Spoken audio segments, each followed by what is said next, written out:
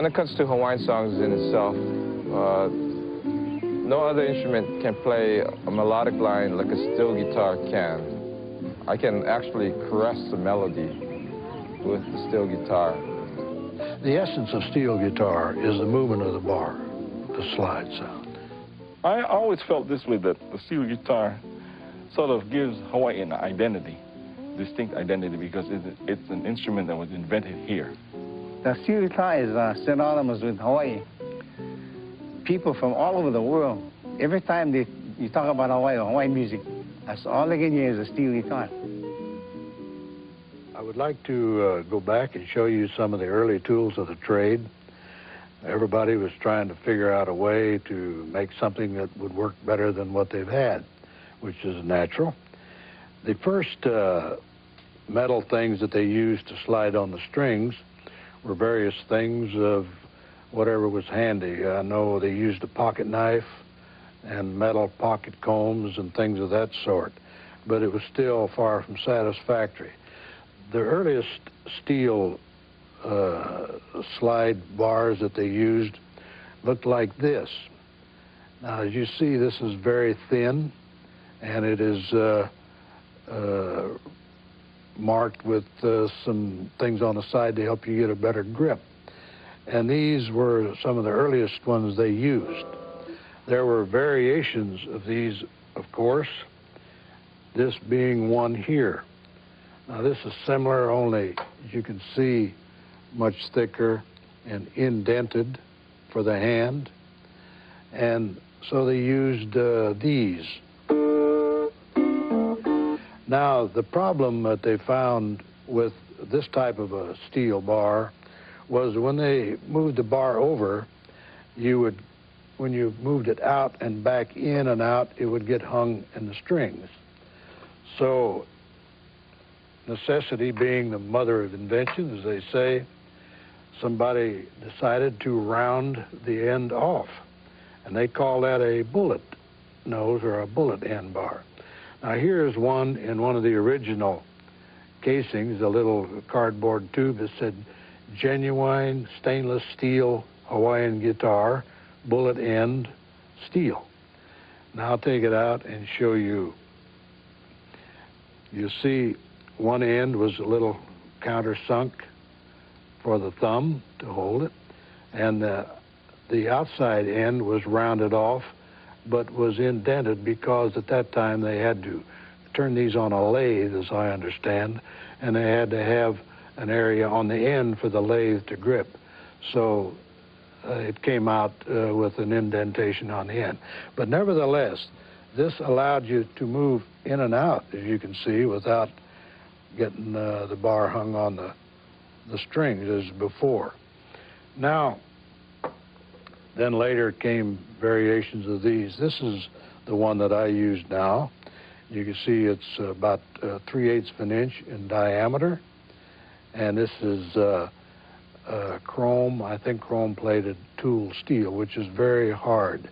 Even sliding on the strings, they found an early usage of Monel steel that it was too soft and would ultimately get grooves in just from sliding it back and forth on the strings. So then they decided that it had to be much harder, so they used tool steel and chrome-plated it, which is like this one here. Now, Joseph K. Kuku is the one that is generally credited with perfecting the tools of the trade.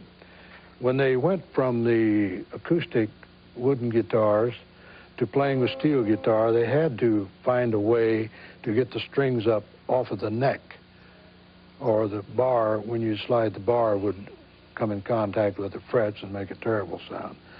So then they designed a nut that was used to place down on this area, as you see on this guitar here, to raise the strings up from the neck.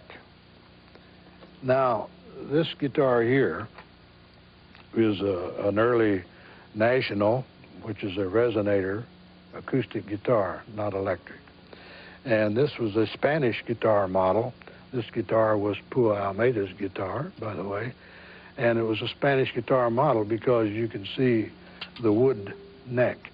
The Hawaiian guitars, as they call them, the steel guitars, the neck was the same as the body and square and hollow to give increased sounding, a soundboard. So this being a Spanish guitar and played as a Spanish guitar is, they had to put the nut on here to raise the strings up from the neck.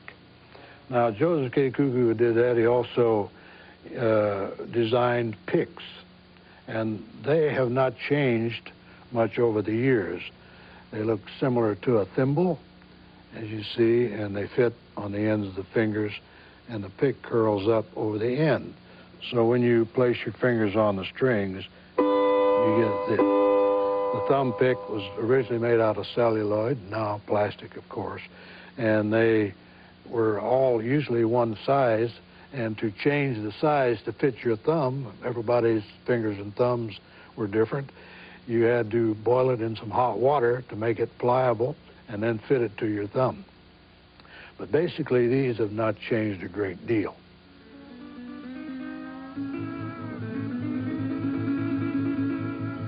Well, my first exposure, I guess you would say, to steel guitar, we called it Hawaiian Steel Guitar, back where I came from in Ohio, was in the early 30s when the tent shows would tour all over the United States, especially in the middle section of the United States.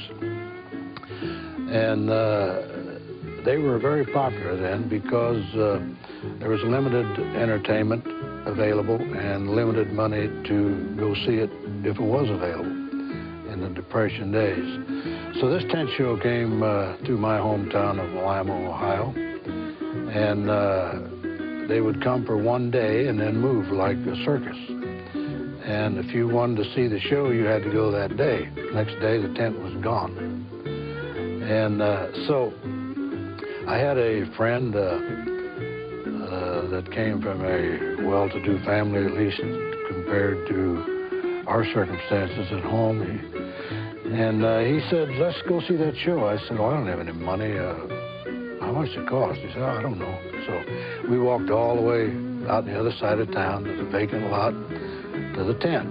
And it cost $1 to get in, and I'll never forget that because at that time I had never seen $1. I think I was about 11 years old. So we went in, and it was a troupe of Hawaiians. And I hadn't been in there, I guess, 2 minutes.